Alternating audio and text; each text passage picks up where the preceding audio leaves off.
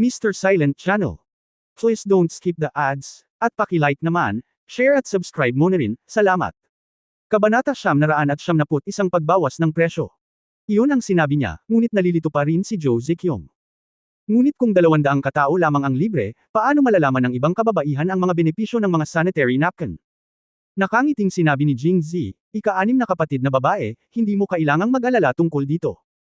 Sinasabing 3 babae ang nasa isang palabas, at makikita na ang bibig ng isang babae nakakamangha, 200 tao ang gumamit ng mga sanitary napkin, at malalaman ng lahat ng kababaihan sa lungsod ang tungkol sa mga benepisyo nito. Nag-isip sandali ang 4 na babae, tumango, at kumbinsido. Kung tutuusin, ang bawat babae ay isang chismis, at kung ipagkalat niya ito sa 10 tao, gaano karaming tao ang maaaring ikalat ito sa 200 tao. Sa pag-iisip nito, masayang ngumiti si Jo Zekyong. MS, Sir, maganda talaga ang ideya nitong mga sanitary napkin, pero paano kung may gamaya sa atin? Si Zhang Xiaoyu ay matagal nang nagnenegosyo at nakakita ng napakaraming intriga sa negosyo. Halimbawa, noong unang lumabas ang alak, may nasuhulan sa gawaan ng alak. Gusto silang tularan ng mga alipin. Kaya lang royal business ang spirit sa winery nila kaya hindi naging successful ang panggagaya ng kabilang partido pero iba ang sanitary napkin. Ang ideya ay napakahusay, ngunit ang produksyon ay hindi mahirap. Ang iba ay kailangan lamang bumili ng isang piraso at paghiwalayin ito, at sila ay magtatahi. Ginawa. Napakunot din ang noo ni Jo Zekyong matapos itong marinig. Ang dahilan kung bakit bumagsak ang negosyo ng Jojie Cloth Shop ay dahil ginaya sila ng Kuja Cloth Shop at nagbebenta ng mga cotton clothes na mas mura kaysa sa kanila, na humantong sa kasalukuyang sitwasyon. Kung ikukumpara sa Jojie Cloth Factory, ang Kuja Cloth Factory ay walang kakulangan sa mga tao, cotton, at pera. Kahit na ang Jojie Cloth Factory ay gumawa muna ng mga sanitary napkin, kailangan lamang ng Kuja Cloth Factory na gayahin at ibaba ang mga presyo. Natatakot si Jojie bufang na muli niyang gawin ang parehong pagkakamali. Zier, sinabi mo rin na binili ni Prince Yu ang cotton mula sa Kuja Cloth Store ng direkta kay King Jin, at ang presyo ay napakababa, kaya kung talagang gagayahin nila ang ating mga sanitary napkin, tiyak na mababa ang presyo. Haha, baka hindi niya gayahin. Jing Z. Iwinagayway ang kanyang kamay at nagtanong, alam mo ba kung ano ang pangunahing competitiveness ng ating sanitary napkin? Komportable. Umiling-iling, ito ang hygienic na salita para sa sanitary napkin na ito. Gayahin man tayo ng Kuja Clothing Store, hindi ito marunong mag-disinfect. Kahit na ang mga sanitary napkin na napo-produce nito ay eksaktong kapareho ng sa atin, magiging parang cloth bag ito pagkatapos gamitin, na nagiging sanhi ng pangangati at iba pang problema.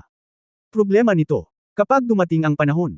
Sa sandaling lumabas ang mga salitang ito, biglang natauhan si Jo Zekyong. Humigit kumulang 1 oras na ang nakalipas mula noong magsuot ng sanitary napkin si Jo Zekyong at ang iba pa, at nagsimulang magtanong si Jing Zi tungkol sa kanyang nararamdaman. Pavilion Master, makati ka ba? Pavilion Master, makati ka ba? Xiaoyu, ikaw naman.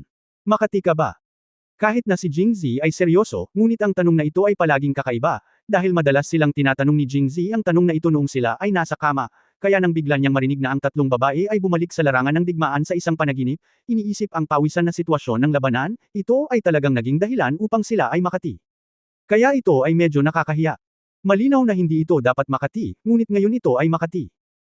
Hindi alam ni Jing Zi na ang kanyang seryosong tanong ay maaaring maging napaka-provocative, kaya't muli niyang tinanong si Jo Zekyong, Sixth Sister, nakakaramdam ka ba ng pangangati?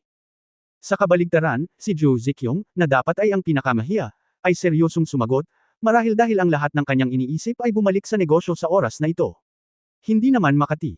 Zier, effective talaga ang disinfection mo. Kapag nagsuot ka ng cloth bag, kahit quarter of an hour mo lang isuot, medyo makati ka na, lalo na sa mahabang panahon, halatang halata na ang pangangati. Pero itong sanitary napkin ay mahigit 1 oras ko na itong suot, pero wala akong naramdamang pangangati. Tumango si Jing Zi, ipinalakpak ang kanyang mga kamay at sinabing, iyon na. Pagkatapos ay nagsimulang magtanong muli si Jing Zi. 6 na kapatid na babae, ilang empleyado ang mayroon tayo sa Jojie Cloth Factory ngayon? Saglit na nag-isip si Jo Zekyong at sinabing, maliban sa mga taong kakaalis lang ni na Zaifang at Song Dalu ngayon, dapat ay may 40 tao pa. Tumango si Jing Zi at nagpatuloy sa pagtatanong, ika-6 na kapatid na babae, ngayon ka lang din nananahi ng mga sanitary napkin. Ilang sanitary napkin sa tingin mo ang kayang tahiin ng isang tao sa isang araw? Sa totoo lang, kumpara sa pananahi ng cotton padded coat, ang pananahi ay ang paggawa ng mga sanitary napkin ay walang alinlangan na mas simple, ngunit ang pinaka-nakakaubos ng oras na bahagi ng pananahi ng mga sanitary napkin ay ang paggupit ng cotton cloth. Kung magpapadala ka ng mag-isa na maggupit ng lahat ng cotton cloth ng maaga, at ang mga empleyado ay nagdaragdag lamang ng cotton at manahi, ito ay dapat na mas mabilis. 100 sa isang araw. Tiwalang sabi ni Jo Zekyong. Si Jingzi ay lubos na nasisiyahan matapos marinig ito, ang isang tao ay maaaring manahi ng 100 bawat araw, at 30 tao ay maaaring manahi ng 3,000 bawat araw. Ang bilis na ito. Zier, 40 tayo, kaya dapat 4,000. Jo. Dali-dali siyang itinama ni Zekyong matapos itong marinig. Ikanaway ni Jingzi ang kanyang kamay, ang pang-anim na kapatid na babae. Ang pangunahing tindahan ng Bufang, sina Zaifang at Biefang ay kailangang mag-iwan ng 3 tao para mag-asikaso sa tindahan. Matapos mawala ang 9 na tao, hindi ba 30 tao na lang ang natitira? Nakangiting sabi ni Jo Zekyong. Zier, anyway, ngayong bukas na ang cloth shop, parang sarado na. Walang pumupunta para bumili ng cotton clothes. Baka isara na rin natin ang shop para makapaglibre tayo ng manpower para manahin ng sanitary napkin. Hindi ito maaaring gumana.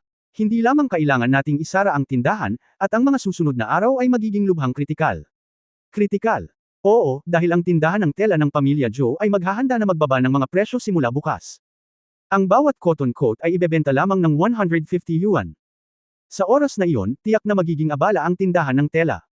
Pagbabawas ng presyo. This time, nataranta ang 4 na babae. 150 cents.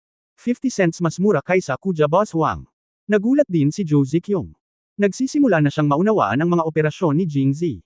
Ngumiti si Jingzi at tumango, oo, mas mura ito ng 50 sentimos kaysa sa kanila. Dahil ang tindahan ng tela ng pamilya ko ay suportado ni Prince Yu, at ang kanyang orihinal na layunin ay ibagsak ang tindahan ng tela ng pamilya Jo upang mahuli niya si Jo Zekyong. Kaya kung kumita man siya o hindi ay hindi niya konsiderasyon. Siyempre, lahat ng mga bulak na ito ay dinala mula kay Haring Jin, at ang presyo ay kaawa-awang mababa. Sa pangkalahatan, ang mga cotton na damit mula sa Kuja Cloth Shop ay nagkakahalaga lamang ng isang handicraft fee, kaya para matugunan ang Joji Cloth Shop, sinadya nilang ibinenta lamang ang 2 piraso ng 100 wen ay higit sa 2 beses na mas mura kaysa sa 500 wen mula sa Joji Cloth Factory. Siyempre, ang epekto ay kaagad. Lahat ng tao sa Roshow ay pumunta sa Kuja Cloth Store para bumili ng mga damit na may cotton padded. Nais din nilang suportahan si Jo Zekyong, ngunit ang mga presyo ng Kuja Cloth Store ay masyadong mura, at hindi nila ito kayang suportahan kahit na gusto nila. Nang bumili si Jo Gui ng cotton sa King of Jin, binili niya ito sa mataas na presyo, kasama pa ang craftsmanship fee, kaya 500 coins lang ang makukuha niya sa 1 piraso, pero masyadong mababa ang presyong ibinebenta ng Kuja Cloth Shop. Kahit na gusto mong baba ng presyo, walang paraan sa 200 barya bawat piraso, diretso kang malulugi at hindi mo na maibabalik ang gastos. Kaya pagkatapos marinig ang positibong sagot ni Jingzi, hindi na naintindihan ni Jo Zekyong. Kabanata 992 napakasama mo. Hindi napigilan ni Jingzi na matawa nang makita niyang cute at natataranta ang 4 na babae. Sixth sister, sino sa tingin mo ang unang mag-aalala pagkatapos nating ibaba ang presyo? Ito ba, Kuja Cloth Shop? Pansamantalang sagot ni Jo Zekyong. Hindi ang boss Wang ng pamilya ko, ito ang Crown Prince of Yu.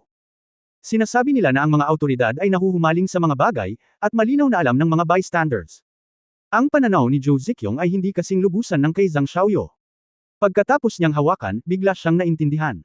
Sa likod ni Kuja Boss Wang ay si Prinsipe Yu, at si Jojia Bufang ay umabot sa puntong ito dahil lang gusto ni Prinsipe Yu na pilitin si Jo Zekyong na paikop at kunin siya bilang kanya. Kaya naman, kapag ibinaba ng Jojia Cloth Factory ang mga presyo nito, tiyak na siya ang magiging balisa. Tumango si Jingzi at nagtanong, kung gayon, ano sa palagay mo ang unang reaksyon ni Prince Yu nang makita niya ang pagbaba ng presyo sa Jojia Cloth Factory? Mababawasan din ang presyo. Agad na sumagot si Jo Zekyong, dahil Kuja Cloth Factory ang cotton na nakuha nila kay King Jin ay karaniwang hindi gaanong nagastos, lalo pa ang 150 yuan.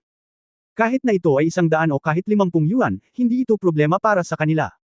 Ngunit, ang layunin ng paggawa nito ay, ano? Ngumiti si Jingzi at hindi sumagot. Sa halip, iniba niya ang paksa at nagsimulang magtanong, ika-6 na kapatid na babae, kung kalkulahin natin sa rate na 3,000 sanitary napkin sa isang araw, ilang araw ang aabutin upang may stock ang bulak sa ating bodega?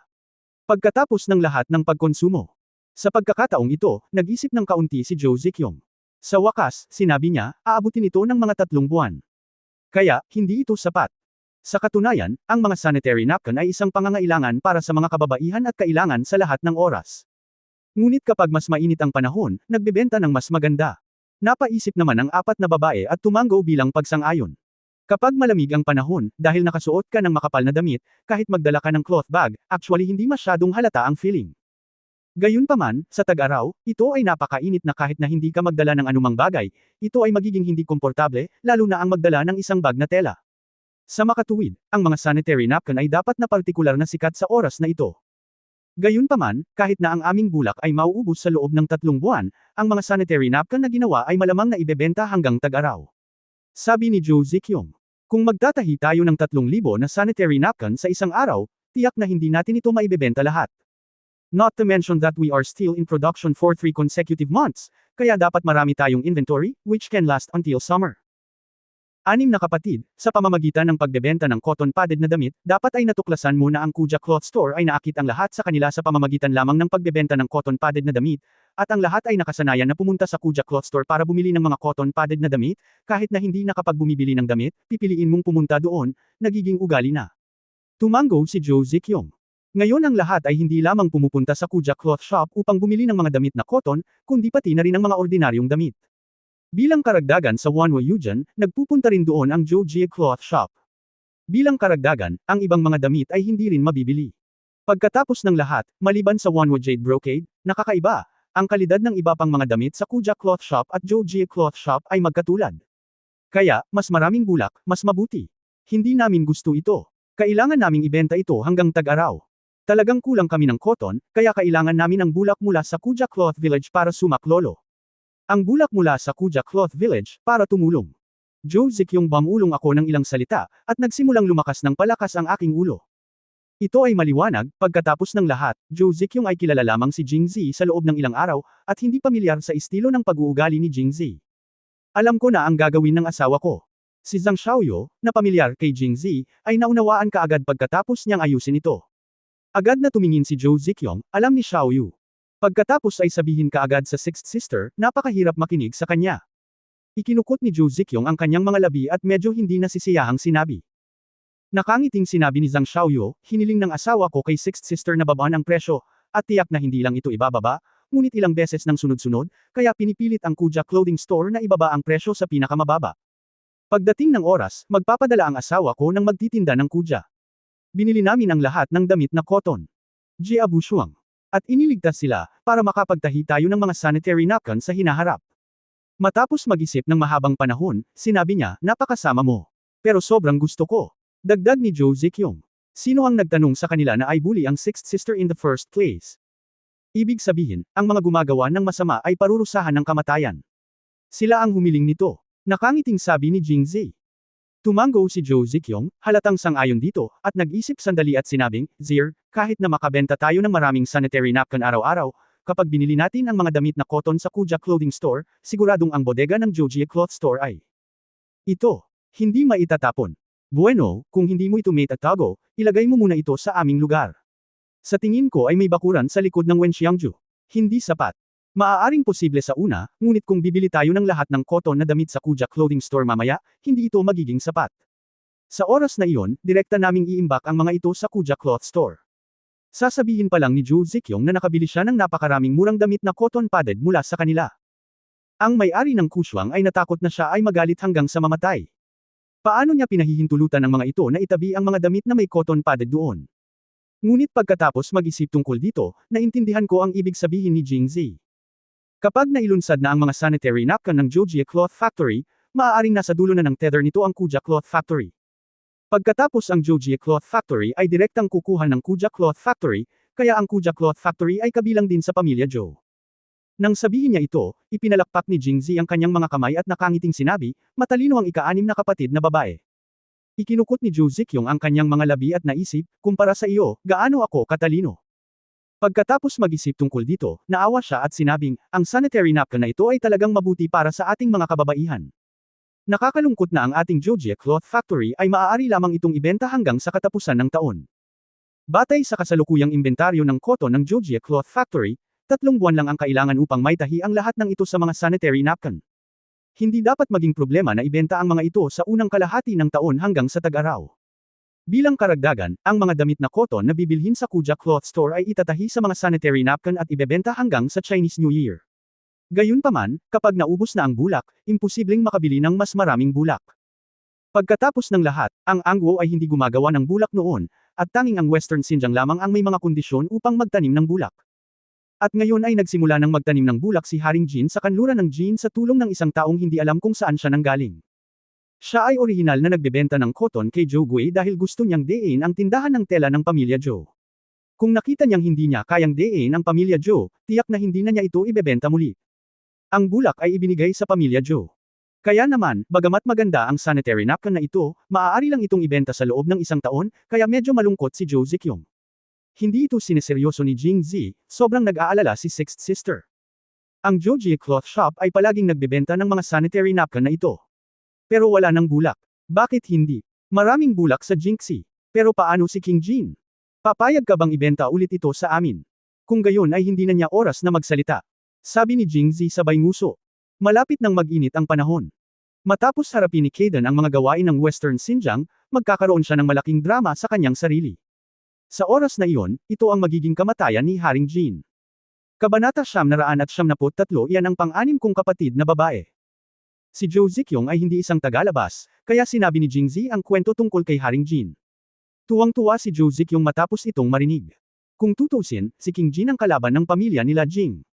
Kung siya ay namatay, siya ay natural na magiging masaya. Muli nilang pinag-usapan ang tungkol sa pag-uusap, pangunahin na si Jing Zi na nagpapaliwanag sa iba't ibang pamamaraan ng Joji Cloth Workshop bukas. Paulit-ulit na tumanggo si Joe Zikyong, at pagkatapos ay tinawagan si Lao Li upang pag-usapan ang mga kaganapan bukas sa pangkalahatan. Bagamat hindi alam ni Lao Li kung bakit gusto niyang ibaba ang presyo, dahil si Joe Zikyong ang nagsabi nito, kaya lang niya. Pagkatapos, ang 5 tao ay naghapunan sa bahay ni Joe at nagkwentuhan hanggang halos gabi, at ang kapaligiran ay maayos. Biglang sumimangot si Joe Zikyong, at walang malay na iniabot ang kanyang kamay sa kanyang ibabang tiyan upang alalayan siya. Kasabay nito, lalo niyang gustong malaman kung gumagana ang sanitary napkin. Ang kanyang mga mata ay kumikislap, sinusubukang humanap ng ilang dahilan para mawala si Jing. Z, alamin mo sa sarili mo. Nang makita ni Jing Z ang kanyang pagsimangot, nagtanong si Jing Z, ika-6 na kapatid na babae, ano ang problema? Bagamat medyo matagal nang naunawaan ni Jing Zi ang istruktura ng katawan ng isang babae, hindi pa rin siya kasing linaw ng babae tungkol sa ilang pisyolohikal na reaksyon ng isang babae. Kinagat ni Joe Zikyong ang kanyang mga labi at walang sinabi ano ang masasabi niya. She wouldn't tell him na dinyugo lang ako at gusto ko nang kunin ang sanitary napkin para tingnan kung may leakage sa gilid diba. Sa oras na ito, lumapit si Zhang Xiaoyu, ngumiti at bamulong ng ilang salita sa tainga ni Jing Zi, at biglang naintindihan ni Jing Zi. So ayun nga ang nangyari Sixth Sister, gumawa na kami ng sanitary napkins at ngayon lang napag-usapan. Bakit nahihiya ka pa? Bakit hindi pumunta si Sixth Sister at tingnan kung paano ito gumagana ngayon, o maaari akong sumama sa iyo? Gatlang M. Pumunta ka at mangarap. Ang mga unang pangungusap ay medyo seryoso, ngunit nang maglaon, si Jing Zi ay nagsimulang magsalita muli ng walang kaparirikan. Sa sobrang galit ni Joe Zikyong ay itinaas niya ang kanyang paa para sipain siya. Nang matapos niya ang sipa, siya ay natigilan, paano kung ito ay naging kabaligtaran? How dare she lift her legs kapag may dalang bag? At ngayong tapos na siyang sumipa, wala pa rin siyang nararamdamang discomfort, which also illustrates the role of this sanitary napkin. Ngumiti din si Zhang Xiaoyu at lumakad para itulak si Jing Zi palayo, asawa ko, huwag ka nang gumawa pa ng gulo, okay? Dapat bumalik muna ang asawa ko kasama sina Sister Qingren at Sister Yingqiu, habang si Xiaoyu ay mananatili sa Sixth Sister. Sa pamamagitan nito, sinabi ni Zhang Xiaoyu sa pamamagitan ng kindat ni Mu Qingren, naunawaan ni Mu Qingren at nagpaalam kay Joe Zikyong, pagkatapos ay hinayla si Jing Zi palabas. Habang naglalakad sa kalsada, nakangiting nagtanong si Mu Qingren, may iniisip ba ang asawa mo tungkol sa Sixth Sister? Sumulyap si Jing Zi sa kanya at naisip na nagseselos na naman si Mu Qingren. Pagkatapos mag-isip tungkol dito, sinabi niya, bakit ginagawa ito ng master ng pavilion? Nagtatanong ka ng ganyan. Huwag kang mag-alala sa itatanong ko, sabihin mo lang kung may iniisip ka tungkol sa Sixth Sister. Simple at walang pakundangan na sabi ni Mu Qingren. Ito. Nag-obserbo si Jing Zi at hindi niya alam kung ano ang itinatanong ni Mu Qingren, kaya hindi siya nang ahas na sabihin ang totoo. Sa takot na kung magselo si Mu Qingren, hindi siya makakasama ng magandang gabi ngayong gabi. Meron na. Kaya't sinabi niya na may seryosong mukha, ano ang sinabi ng amo? Iyan ang aking pang-anim na kapatid na babae. Gaano katagal na tayo nagkita, at naiisip ko na siya. Ganyan ba akong tao? Nagkatinginan sina Mu Qingren at Wang Yingqiu.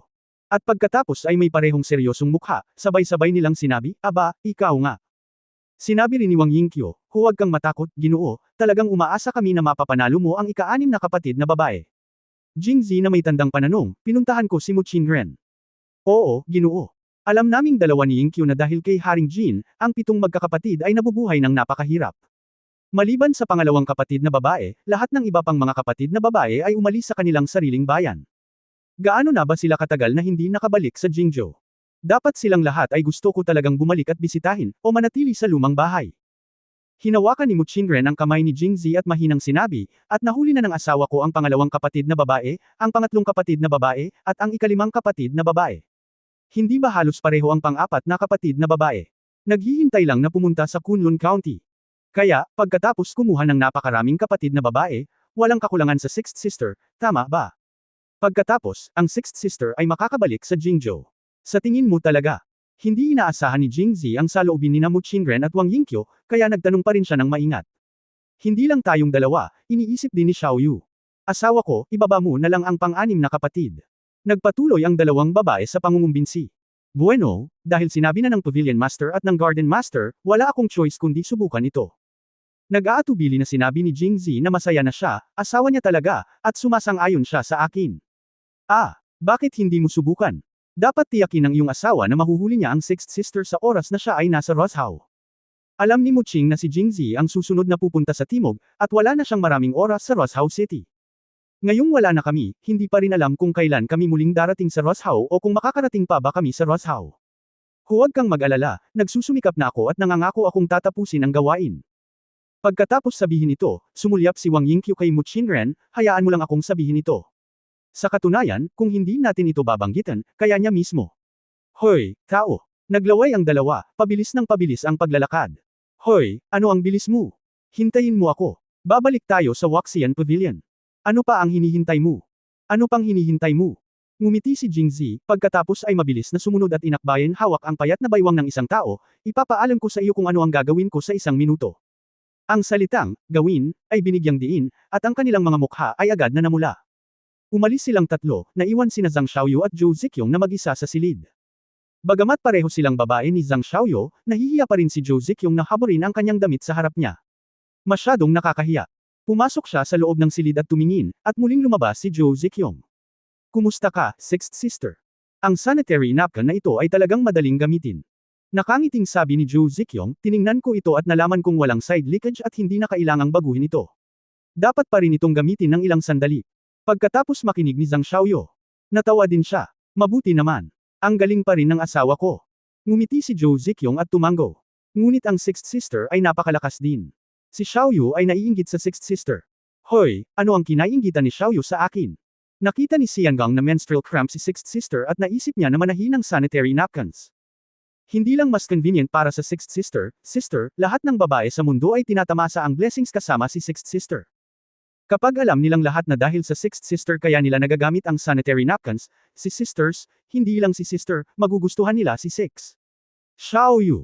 Matapos marinig ang mga salita ni Zhang Xiaoyu, nagliwanag ang mukha ni Zhou Ziqiong, at nakaramdam ng init at saya ang kanyang puso. Ngunit ang sabi niya, Xiaoyu, sa katunayan, para lang buhayin ang Zhoujie Clothing Factory na alala ni Zir na hindi lang para sa akin ang pananahi ng mga sanitary napkin. Ngumiti si Zhang Xiaoyu, itong Zhoujie Cloth Factory ay, kung ang Zhou Family Cloth Shop ng sixth sister ay kabilang. Sa ibang tao, hindi ako tutulungan ng asawa ko.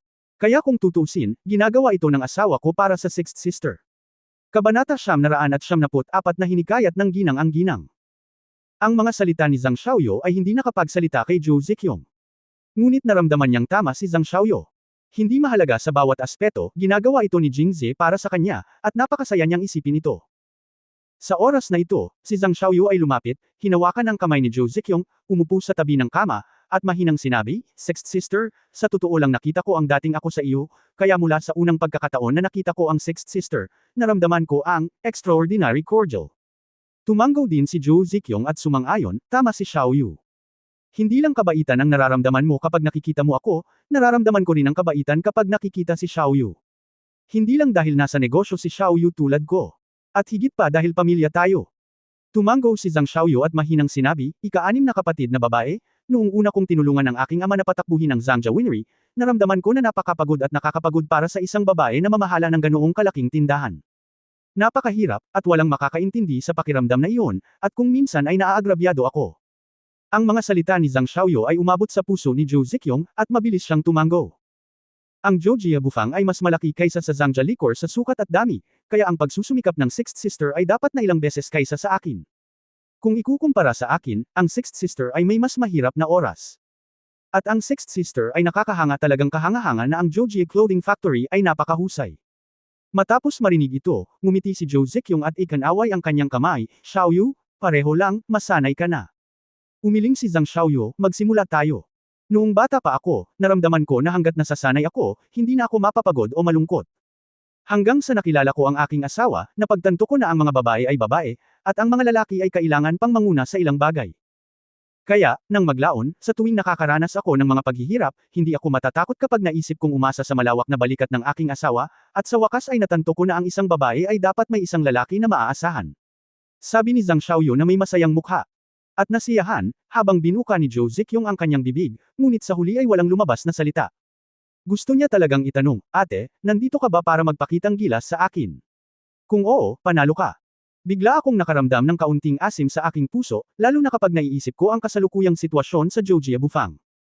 Bago lumitaw si Jingzi, siya lang ang babaeng nagpupumilit na suportahan ito. Ilang beses na niyang gustong sumuko. At naniniwala siya na kung hindi nagpakita si Jingzi, si Zhoujia Bufang ay hindi pa makakatagal hanggang ngayon, at sana ay bumagsak sa ilalim ng mga kalkulasyon ni Prince Yu, Shopkeeper Hu at iba pa.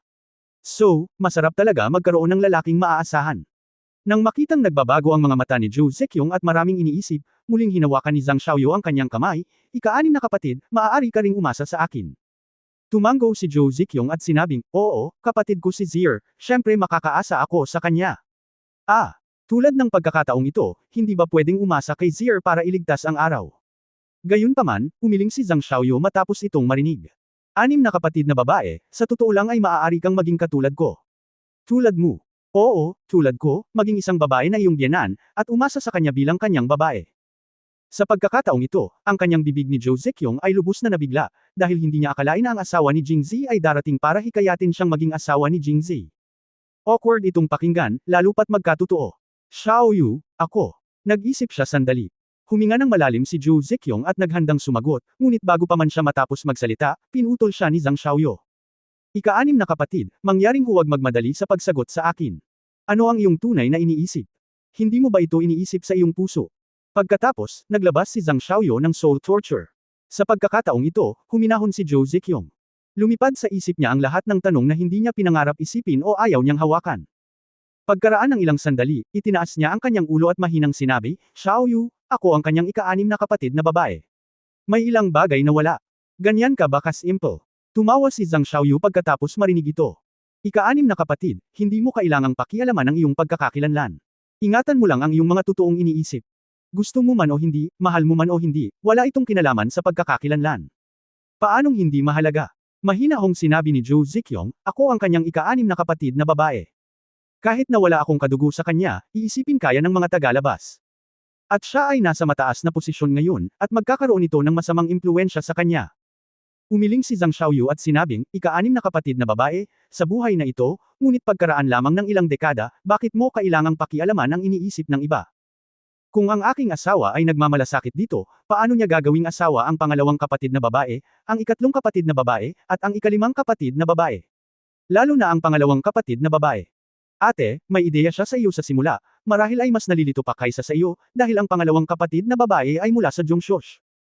Kailangan niyang lumabas at lumabas ng court araw-araw, at ang bawat kilos niya ay binabantayan ng mga opisyal ng sibil at militar. Ang pressure ay ang pinakamalakas. Ngunit sa huli, ang pangalawang kapatid na babae ay sinunod ang kanyang tunay na puso at ibinigay ang kanyang katawan sa kanyang asawa. Siyempre, hindi siya binaygo ng asawa sa huli at sumulat para sa kanya sa unang isyu ng pahayagan. Ipinahayag niya ang kanyang damdamin sa pagsasabing, ang aking pag-ibig ay pinaghiwalay ng bundok at dagat, at ang mga bundok at dagat ay maaaring patagin. Kasabay nito, sinabi rin niya sa mundo ang kanyang pag-ibig sa kanyang pangalawang kapatid na babae, hindi ba't ang lahat ng mga opisyal ng sibil at militar ay walang sinabi nang magkita sila ng kanyang kamahalan? Sabi ni Zhou Ziqiong.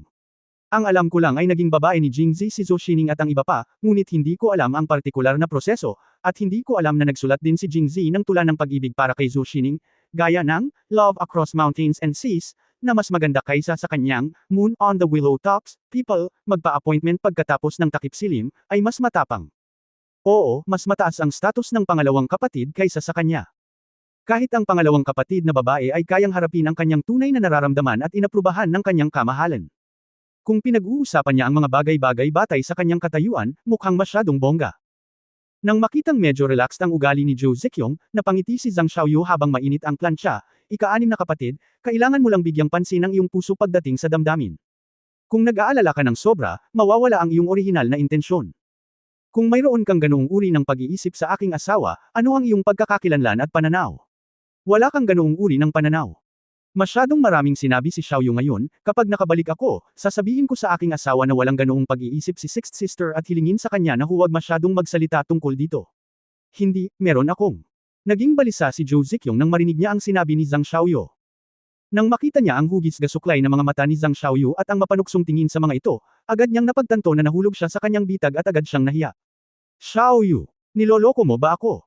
Sixth Sister, kung wala kang ideya, paano ka malilinlang ni Xiaoyu, di ba?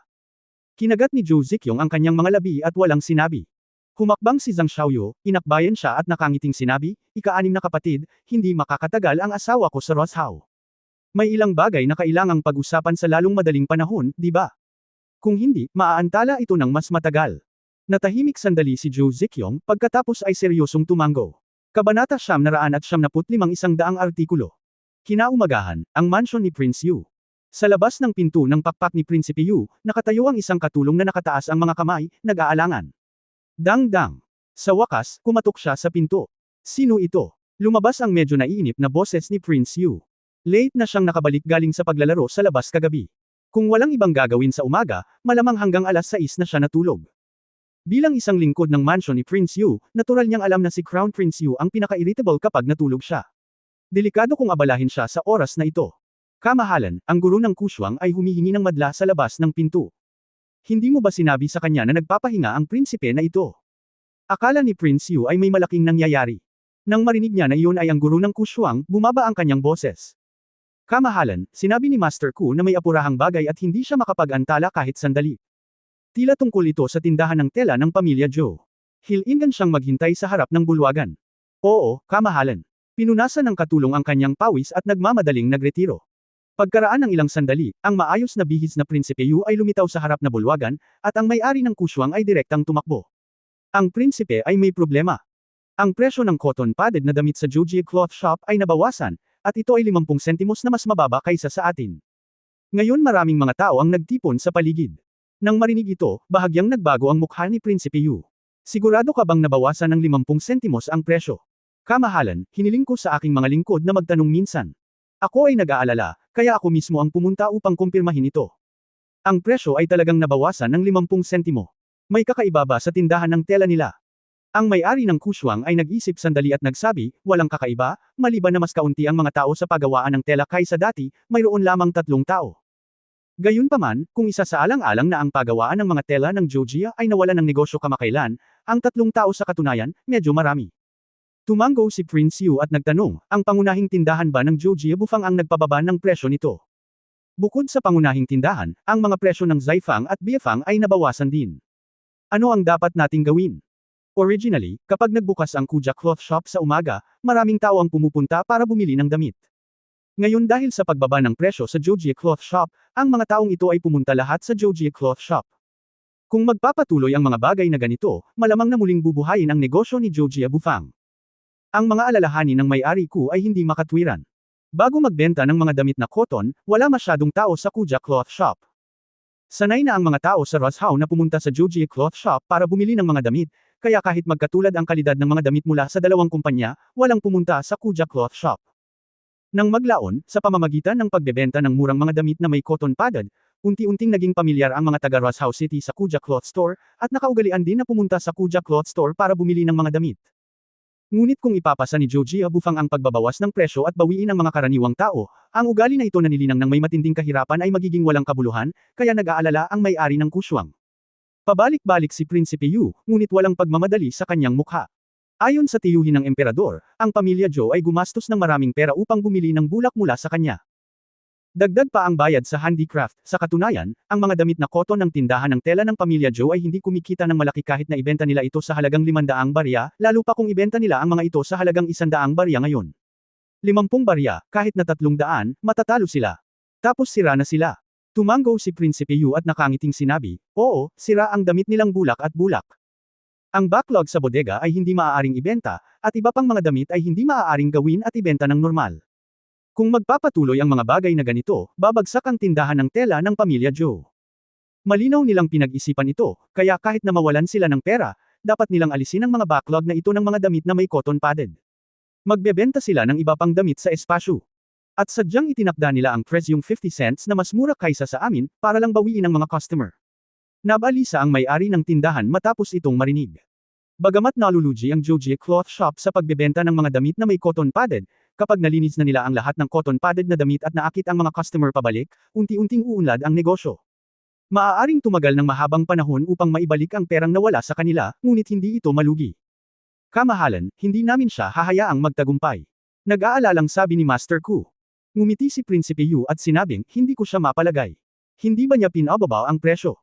Pagkatapos ay babaan din natin ang presyo, at tingnan kung mas maibaba niya ang presyo kaysa sa atin. Pagkatapos marinig ito, ang may-ari ng Kushuang ay lubos na nasa sabik.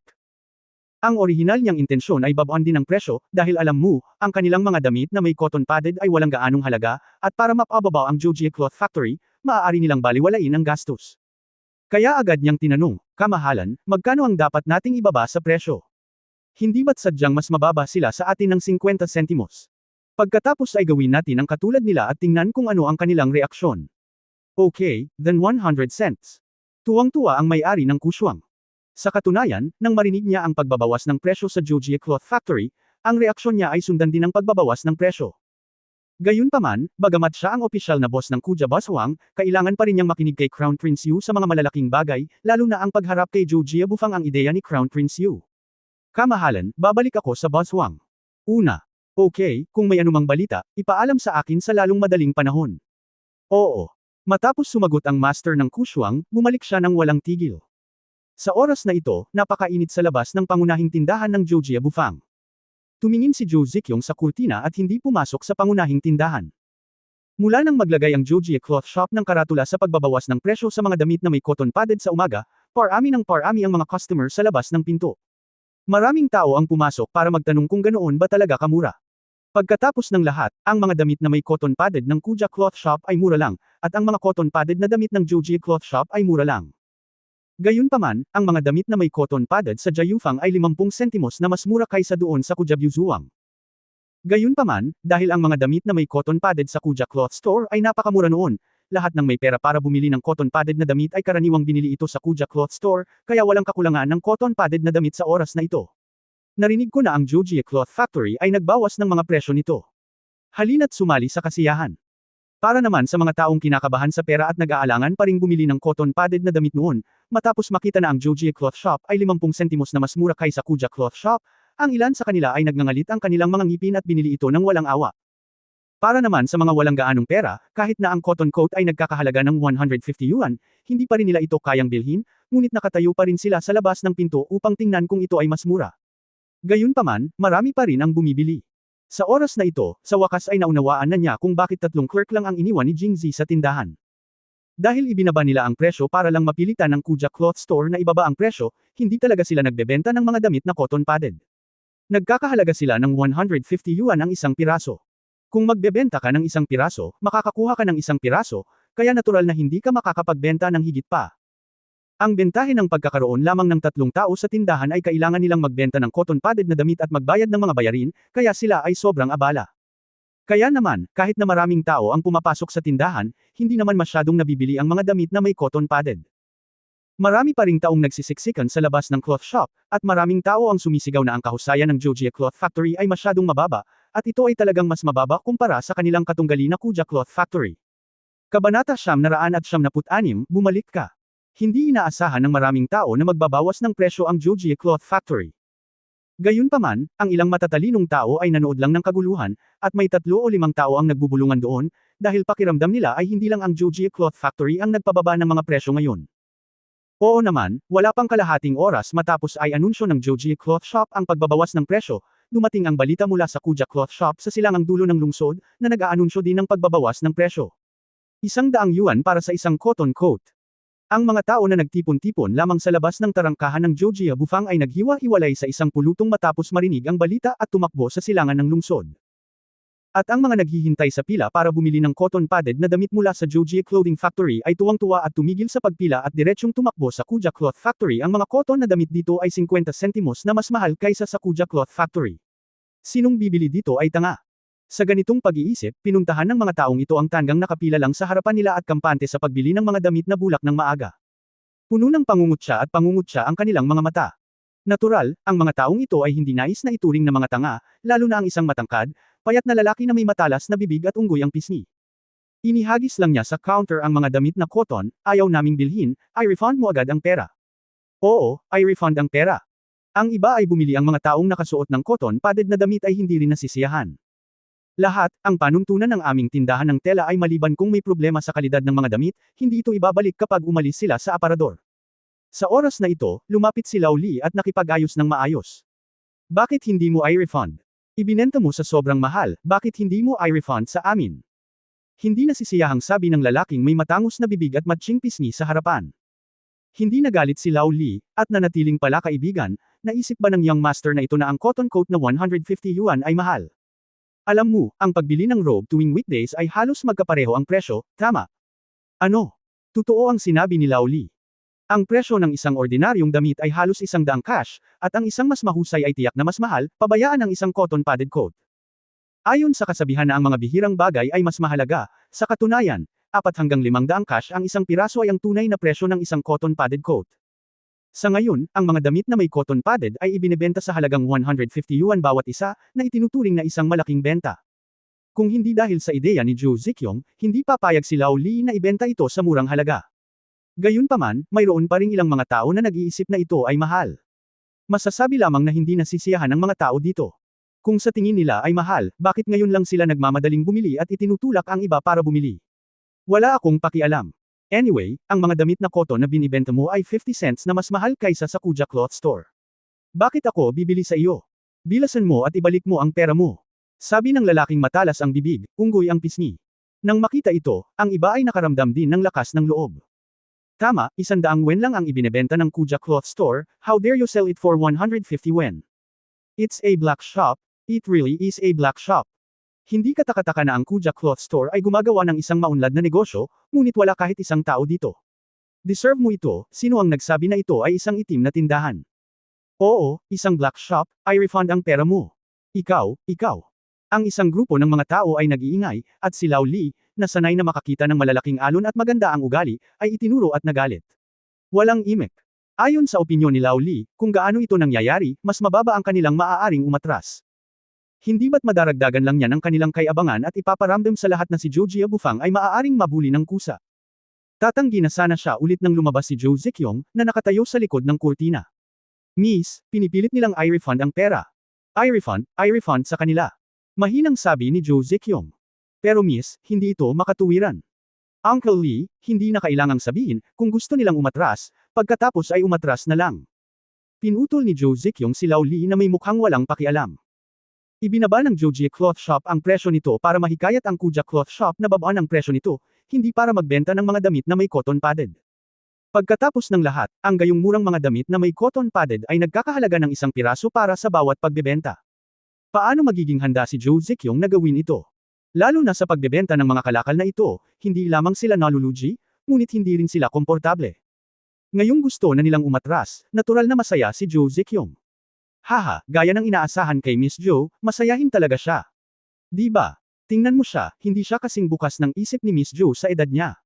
Matanda na yata siya at nalilito. Ang mga taong ito ay tipikal pagkatapos makakuha ng isang magandang deal, sila ay kumilos ng maayos. Nang marinig nilang nangako si Zhou Ziqiong na ibabalik ang pera, tuwang-tuwa ang lahat at nagsimulang kutsain muli si Lao Li. Nangangako kaming ibabalik ang cotton coat na ito, ngunit mas mabuting panatilihin mong malinis ang iyong mga bibig. Malamig na sabi ni Zhou Ziqiong. Bagamat si Zhou Ziqiong ay isang babae, siya ang palaging namamahala sa Zhou Jie Clothing Factory. Sikat na sikat siya sa Rosehouse City at malakas ang aura. Nang bigla niyang sabihin ito, maraming tao ang nagulat sa kanya. 2 beses tumawa ang lalaking may matalas na bibig at pisngi ng unggoy, haha, biro lang. Dahil pumayag si Miss Zhou na i-refund ang pera, i-refund natin ito sa lalong madaling panahon, at huwag mo kaming ipagpaliban sa pagpunta sa Kuja Cloth Store para bumili ng mga damit na cotton. Inutusan ni Zhou Ziqiong si Lao Li na bigyan sila ng refund ng pera at sabay na isulat ang kanilang mga pangalan. Ang lalaking may matalas na bibig at unggoy ay nagtanong na may pagkalito, alalahanin ang iyong pangalan para saan? Malamig na sinabi ni Zhou Ziqiong, mula ngayon, lahat kayo ay nasa blacklist ng aming Zhou Jie Clothing Factory. Huwag mo nang isipin ang pagbili ng isa pang piraso ng damit mula sa aming Joji Clothing Factory sa hinaharap. Pagkarinig nito ay humagalpak ng tawa ang lalaking matalas ang bibig at pisngi ng unggoy. Ano sa tingin ko? Bawal kang bumili ng damit. Pagkatapos tumawa, malamig niyang sinabi, sa tingin mo ba ay magaling ka? Sa kasalukuyang sitwasyon, sa loob ng ilang araw, ang Joji Cloth Factory ay magiging Kuja Cloth Store ay nilalamon na at hindi mo kami papayagang bumili ng damit. Kung nagmamakaawa ka sa amin na bilhin ito, hindi namin ito mabibili, haha. Pagkasabi nito ay nagtawanan ang grupo ng mga tao at nagmamayabang na umalis. Miss, hindi mo dapat sila bigyan ng refund. Galit pa rin si Lao Li, ang mga taong ito ay mga manloloko lamang. Kung bibigyan natin sila ng refund kahit na wala tayong problema, hindi ba ito magdaragdag ng kayabangan ng iba at masisira ang ating prestihiyo? Nakangiting sabi ni Joe Zekyong. Maging si Uncle Lee ay nagsabi na ang mga taong ito ay mga hamak. Kung ibebenta natin sa kanila ang ating mga damit na may cotton pad, hindi ba't ito ay isang kawalan? Ibinuka ng matandang Lee ang kanyang bibig, ngunit tumigil sa pagsasalita. Hindi lamang siya nawala ng pera sa pamamagitan ng pagbebenta sa mga hamak na ito, ngunit sa kasalukuyang presyo ng mga damit na may cotton pad, kahit sino ay malulugi kung ibenta niya ito sa kanya. Kaya nang itakda ni Joe Zekyong ang presyo na 150 yuan, mariin niyang tinutulan ito. Sino ang nakakaalam na ngayon ay sinabi ni Joe Zekyong na siya ay nagdusa ng isang pagkawala kung iyon ang kaso, bakit mag-abala?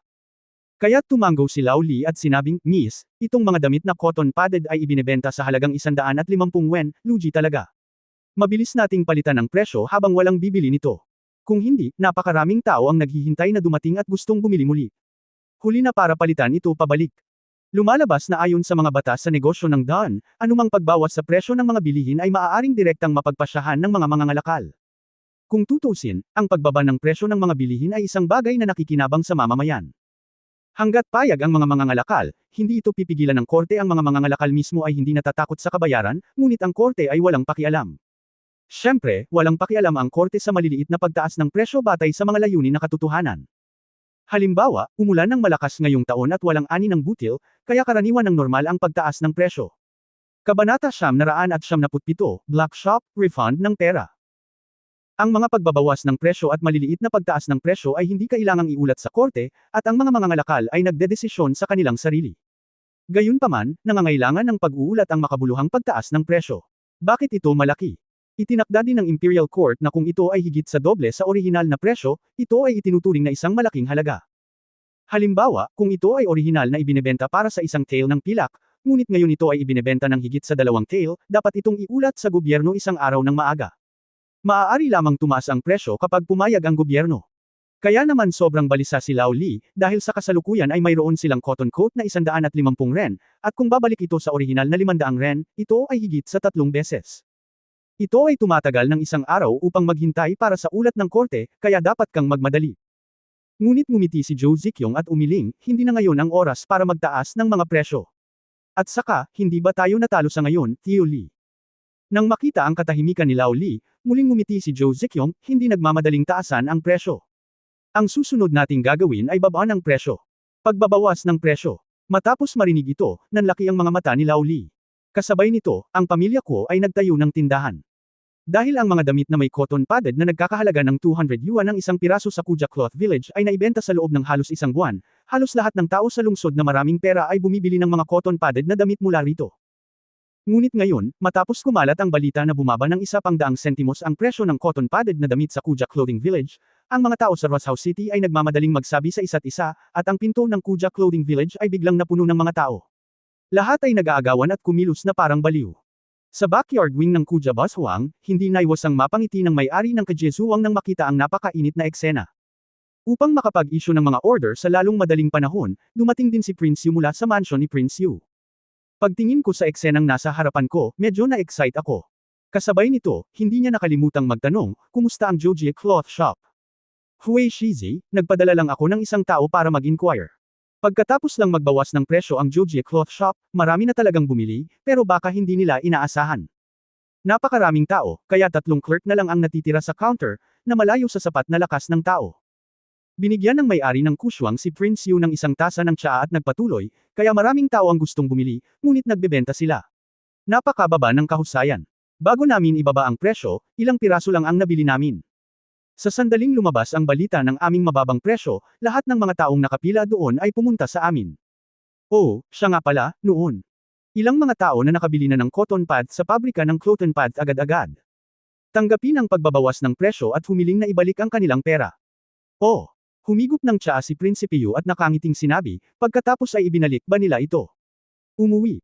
Narinig ko na ang matandang Lito ay hindi pumayag na umatras, ngunit ang mga taong iyon ay lubhang hindi kasiya siya. Si Zhou Ziqiong ay humakbang pasulong at umatras. Hehe. Ibinaba ni Prinsipe Yu ang kanyang tasa ng tsaa at nakangiting sinabi. Hulaan, ang isang mapagmataas na babae tulad ni Zhou Ziqiong ay tiyak na susuko. Sa oras na ito, ni ang may-ari ng kuswang o ni Prinsipe Yu ay hindi nakaamoy ng pahiwatig ng pagsasabwatan, at naramdaman nila na gusto ni Zhou Jiayufang na lumaban. Ay sinakal nila ng husto. Ang mainit na eksena sa Kujabu Village ay tumagal hanggang tanghali. Sa isang quarter ng tanghali, dumating ang balita mula sa Joji Cloth Shop na patuloy na bumaba ang presyo, ang isang cotton coat ay nagkakahalaga ng 80 yuan. Ang pagbabawas ng presyo na ito ay kamangha-manghang. Alam mo, ang 150 barya ay talagang itinuturing na isang mababang presyo, pabayaan ang 100 barya mula sa Kuja Baswang. At ngayon, ang Joji Cloth Shop ay malinaw na salungat sa Kuja Cloth Shop. Ibinababa mo ba ang presyo? Tapos babaan ko din ang presyo. Tingnan natin kung sino ang makakatalo kung sino. Pero kahit paano nila bawasan, masaya ang taong bayan dahil sila ang nakikinabang.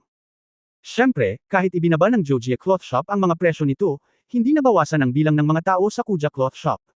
Sa kabaligtaran, mas maraming tao, at isa-isa silang sumugod. Hindi sila bobo, at natural na amoy nila na nag-aaway ang dalawang tindahan ng tela. Dapat nilang kunin ang malubay. Kaya naman kahit dumami na ang mga tao, walang bumibili ng mga damit na cotton padded. Naghihintay ang lahat. Kawawang matalas ang bibig at unggoy ang pisngi, gumastos lang siya ng 150 cash sa cotton padded na damit sa Joji Clothing Store, at agad na binawasan ang presyo sa 100 cash sa Kuja Clothing Store. Sa kanyang karakter, hindi niya kayang magdusa ng pagkalugi, kaya agad niyang hiniling sa Joji Clothing Store na ibalik ang pera. Nagpasya rin siya na kung maglakas loob silang hindi ibalik ang pera, magdudulot siya ng eksena sa Joji Cloth Factory. Pinahahalagahan ng mga negosyante ang reputasyon. How dare they not refund their money kung gagawa sila ng gulo? Tungkol sa kanyang mukha para saan mo kailangan ang bagay na iyon. Sa kabutihang palad, si Zhou Ziqiong ay medyo matalino. Bago siya gumawa ng kaguluhan, ibinalik ni Zhou Ziqiong ang kanyang pera. Walang sabi-sabing nagmadali siyang pumunta sa Kuja Clothing Village dahil kailangan niya talaga ng cotton padded na damit, pero higpit ng pera. Hindi ko talaga natiis na bilhin ito ng 100 piraso. Sa wakas ay mayroon na siyang 150 barya sa kanyang kamay.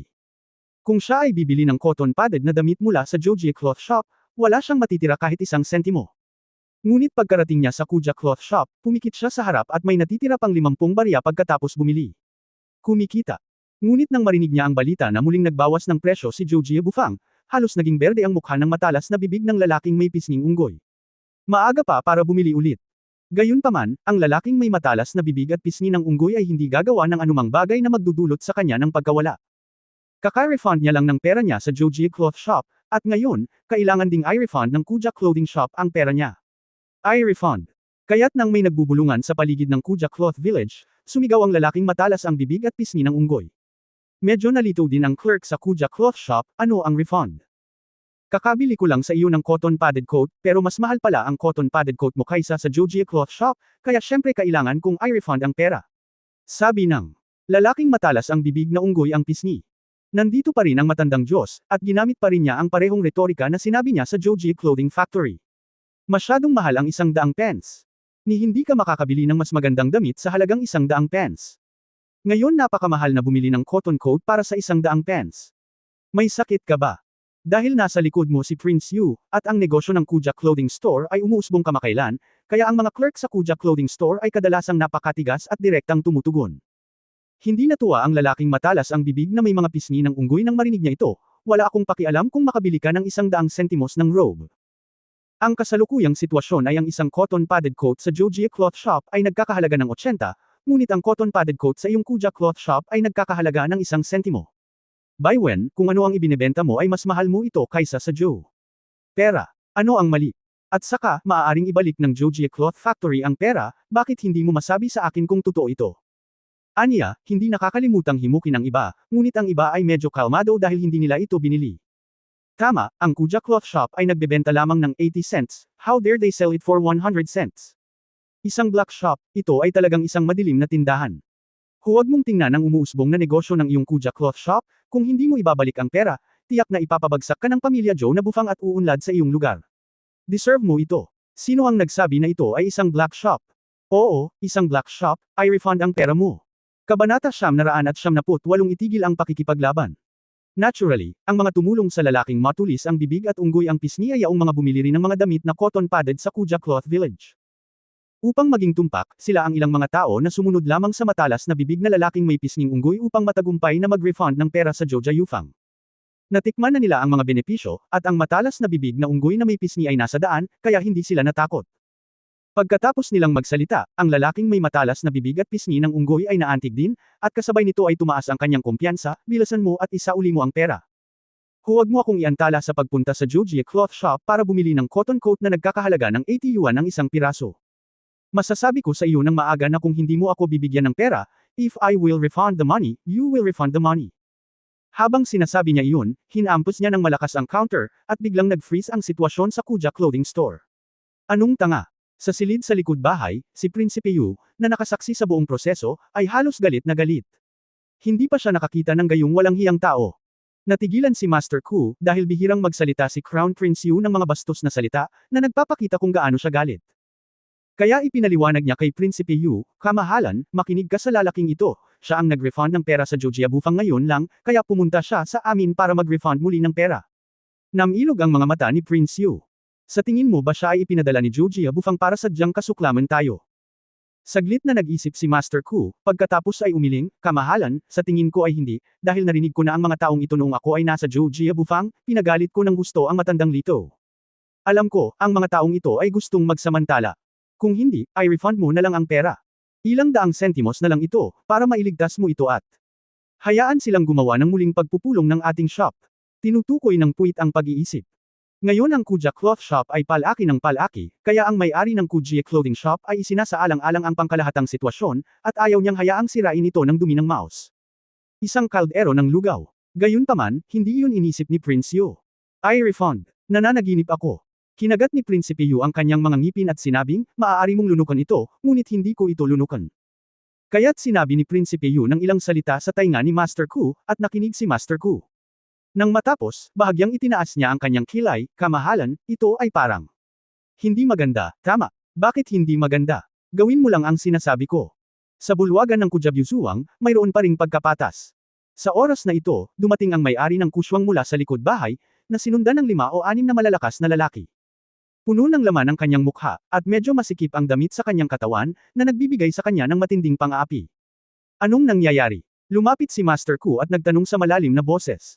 Zhuangzhou, bumili sila ng cotton padded na damit, at gusto nila ng refund.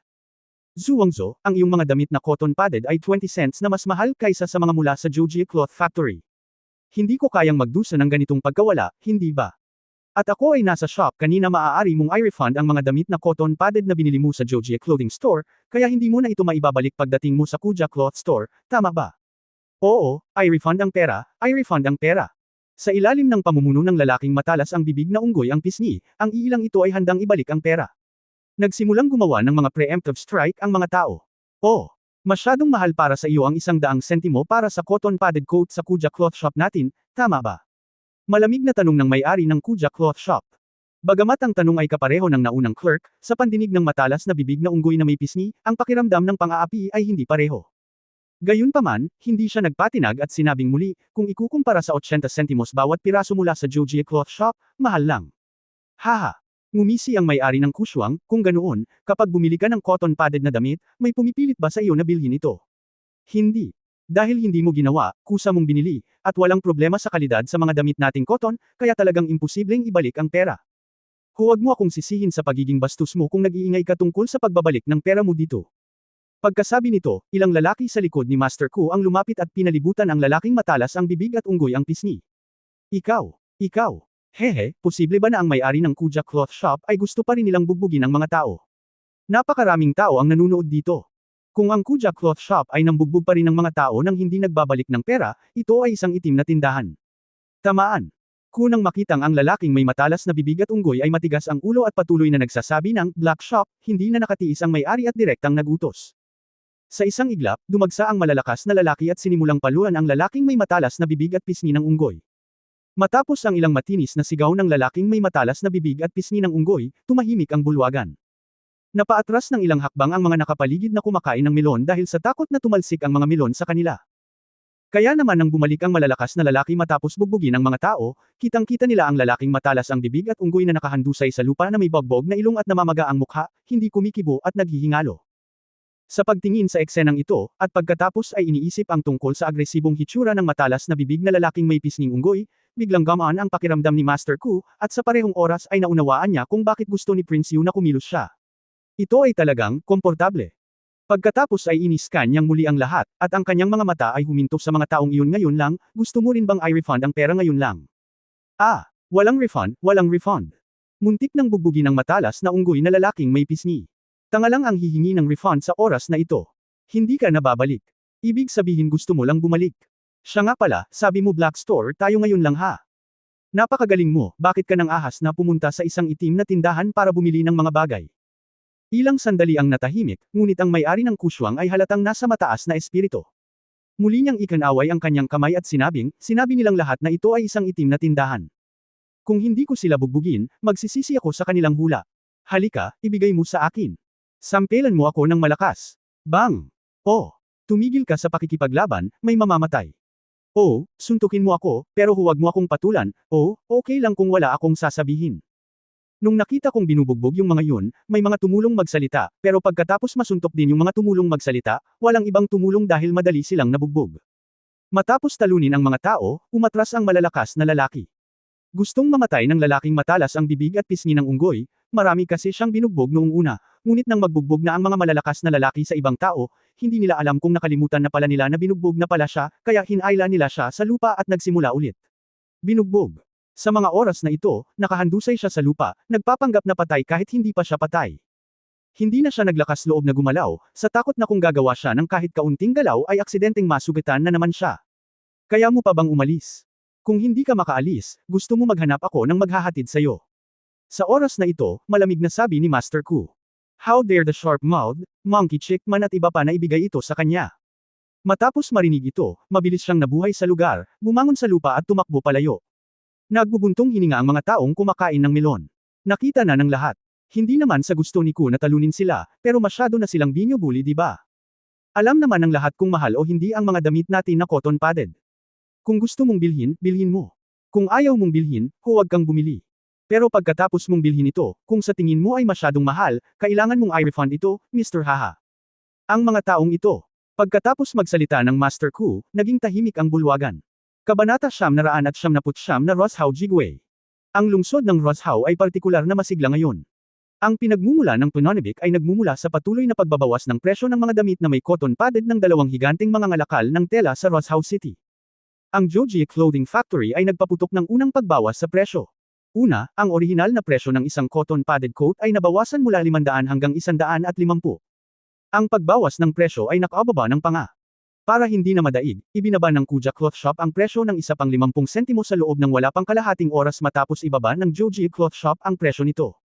Si Joji Bufang, pagkatapos na malubog dito ng mahabang panahon, ay pinili din na patuloy na bawasan ang presyo, na ibaba ang presyo sa 80 sentimos. Ngunit hindi ito ang katapusan, ngunit ang simula lamang. Matapos magbigay ng mahirap na aral si Kuja Boswang sa ilang hamak na nagsauli ng pera ng walang anumang dahilan, ayon sa pagsusuri ng mga may katuturang tao sa Kuja Boswang na ayaw ibunyag ang kanilang pagkakakilanlan, ang mga hamak na ito ay hinirang ni Joji Bufang upang guluhin si Kuja Boswang. At ang may-ari ng kuswang ay makapangyarihan. Sa wakas, inanunsyo ng may-ari ng kuswang na patuloy niyang babawasan ang mga presyo, at muling bumaba ang presyo ng mga damit na cotton batay sa Joji Clothing Factory.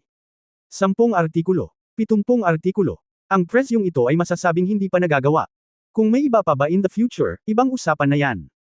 Ang isang cotton padded coat ay nagkakahalaga ng 70 sentimo, na hindi masasabing isang matapat na presyo. Masasabi lang na presyong pampatay ng baboy. Kung bibilhin mo ito, kikita ka. Gayunpaman, pagkatapos bawasan ng Kuja Cloth Store ang presyo, kakaunti ang mga tao na bumibili ng mga damit na may cotton padded. Ang dahilan ay hindi hihigit sa 2 puntos. Una, nang ipahayag ng may-ari ng Kuja Cloth Shop ang pagbabawas ng presyo, wala pang 1 oras ang natitira bago magsara ang Kuja Cloth Shop. Masyadong maikli ang oras. Higit pa rito, ang pagbaba ng presyo ngayon ay napakabaliw, at lahat ay may karanasan.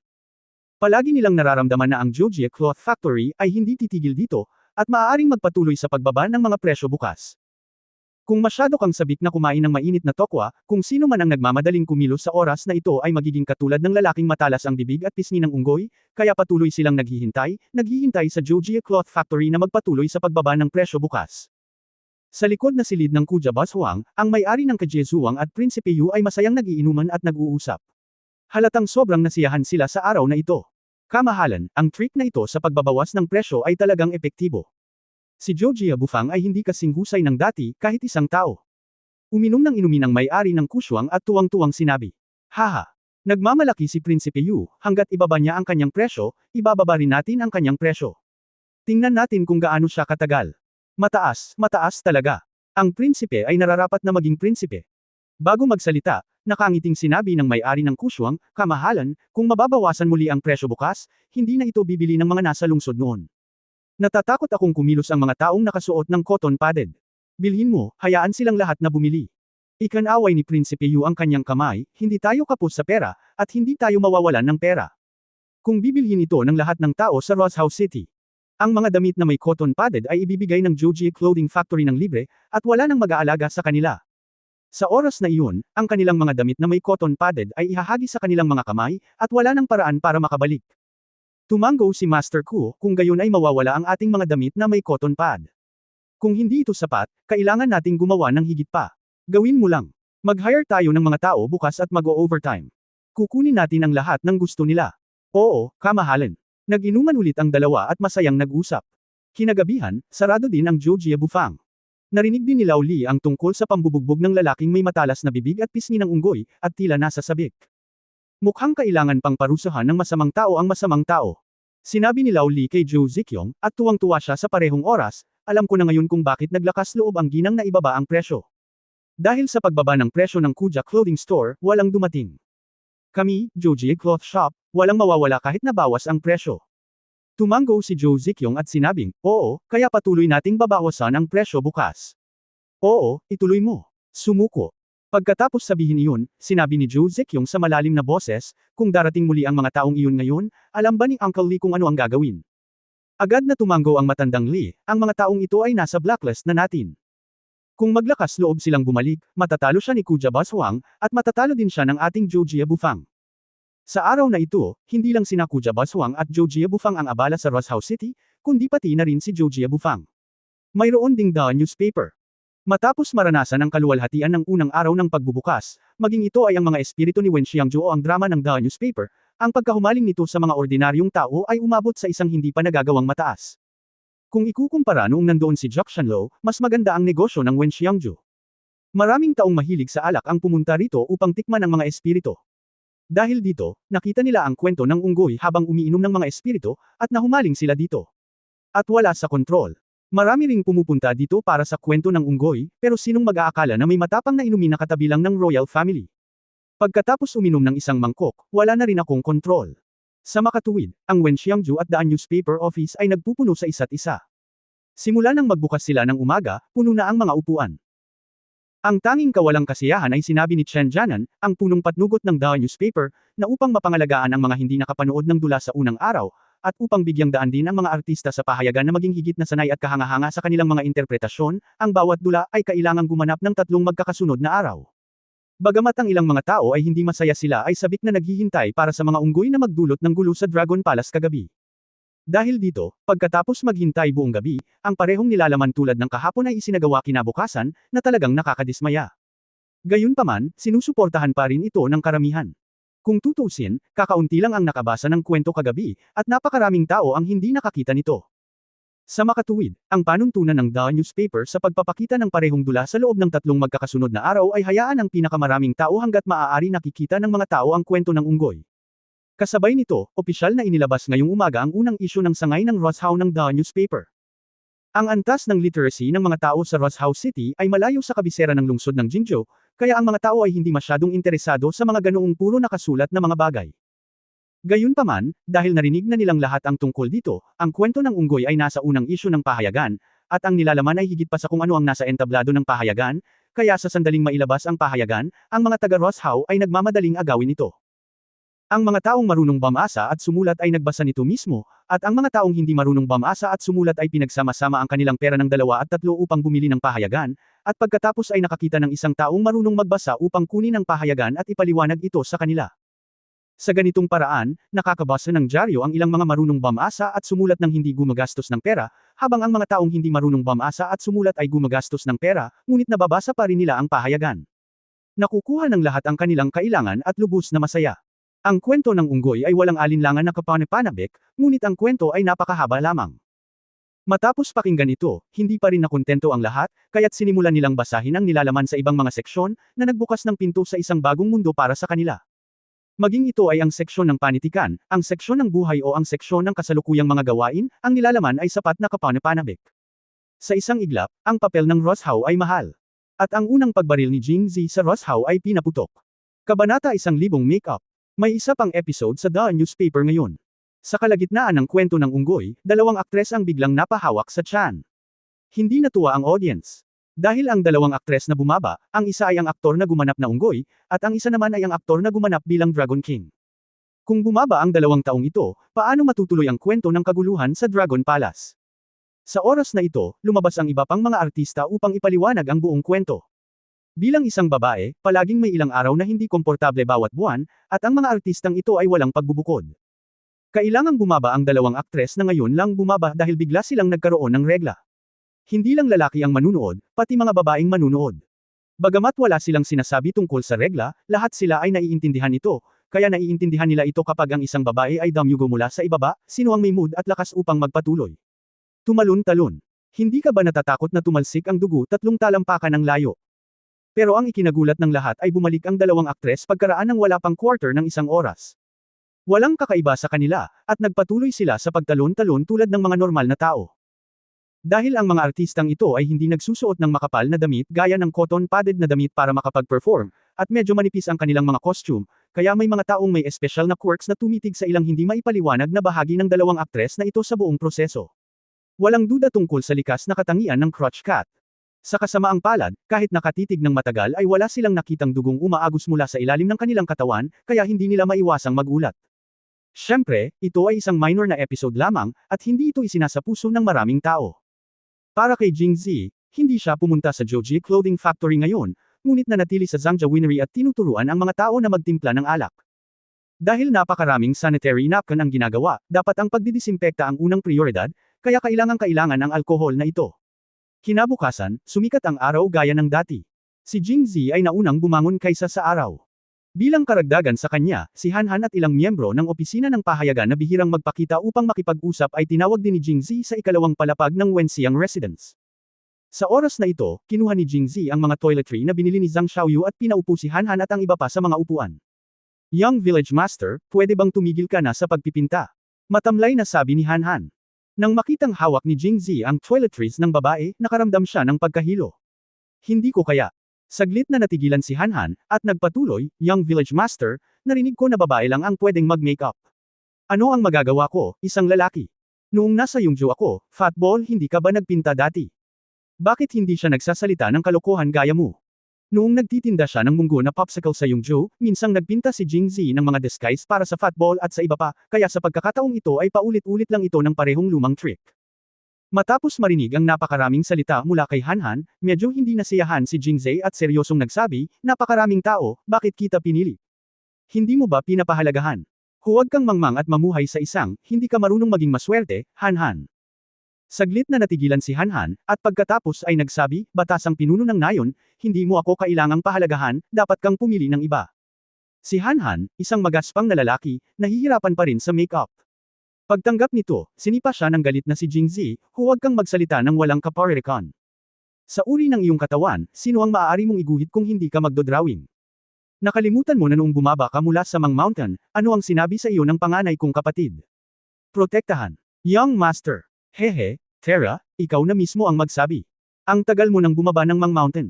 Kailan mo ba ako pinrotektahan sa kritikal na sandali? Ngayon na ang oras para gamitin kita. Ang dami mo pang kalokohan na sinasabi.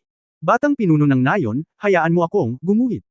Nakipagkompromiso lang si Han-Han. Nasiyahan si Jing-Zi. Habang naglalagay ng make-up sa kanila, sinimulan niyang ipaliwanag ang kanilang mga gawain at pag-iingat. Sa halos kalahating oras, natapos ni Jing-Zi ang pagpipinta. Sa pagtingin sa kanilang sarili sa tansong salamin, lahat kasama si Han-Han ay natigilan. Bagamat hindi siya masasabing pangit, kakaiba ang itsura niya, matangos ang ilong, makapal na labi, espesyal na pininturahan ang mapuputing pisngi, malalim na mata, lalo na ang itim niyang buhok.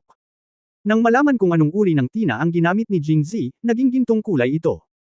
Ang iba ay nakasuot ng katulad ng hanhan, at espesyal na hiniling ni Jingzi kay Zhou Ziqiong na maghanap ng taong gagawa ng ilang hanay ng mga makukulay na damit na hindi pa naibenta sa Roshao. Ngayon ay hiniling niya sa kanila na isuot ang mga ito at tumingin sa isa't isa. Nasaan ang mga robe? Nakikita mo ba ang orihinal na anyo ng ibang tao? Tiningnan ni Jingzi ang kanyang obra maestra at nasiyahan siya. Kung titingnan ng mga taong ito, tila wala silang pinagkaiba sa mga dayuhang negosyanteng inilarawan ni Jingzi, at lalo pa nilang hinangaan siya. Okay, ngayon lang gawin ang sinasabi ko.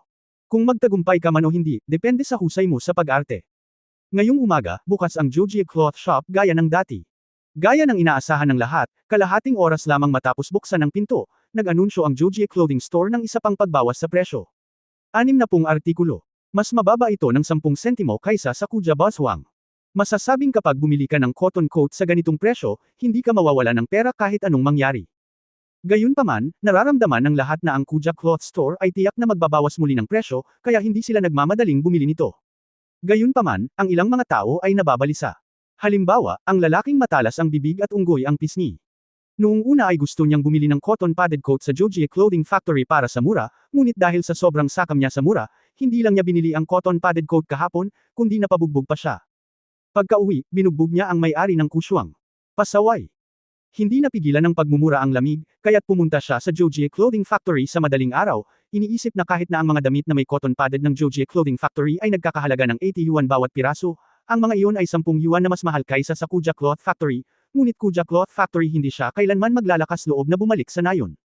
Natatakot siya na kung may pera siyang pambili nito, mamatay siya. Kaya kagatin ang bala at bilhin ito sa Joji Bufang. Tungkol naman sa blacklist na binanggit ni Zhou Ziqiong kahapon.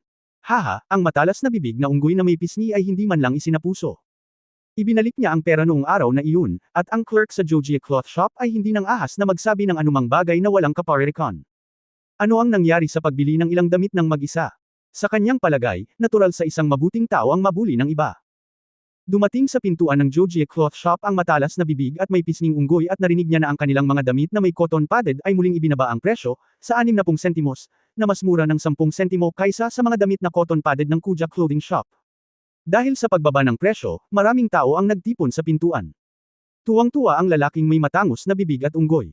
Itinulak niya ang mga tao palayo at sumugod. Hinayla niya sila palayo. Ilang beses na nilang gustong magreklamo, ngunit nang makita nila ang lalaking matalas ang bibig at pisngi ng unggoy, bagbog at namamaga ang ilong at mukha, tumigil sila. Sabihin, dalhan mo ako ng cotton padded coat. Walang kakapusan sa pera. Habang sinasabi niya ito, hinampas niya ang 60 sentimo sa mesa. Dahil marami sa mga nanunood ang pumunta sa Kuja Baswang kahapon, nakilala nila ang matalas na bibig at unggoy ang pisngi, na bumubulong doon. Nang makita ni Lao Li na siya iyon, nangangati ang kanyang mga ngipin sa puot. Sinabi ko sa iyo kahapon na nasa blacklist ka ng aming Joji Cloth Factory. Hindi ka na muling ibebenta ng aming Joji Cloth Factory ng kahit isang piraso ng damit. Dapat mong kunin ang iyong pera at umalis ka agad. End of this chapter. For more updates, click on the notification bell.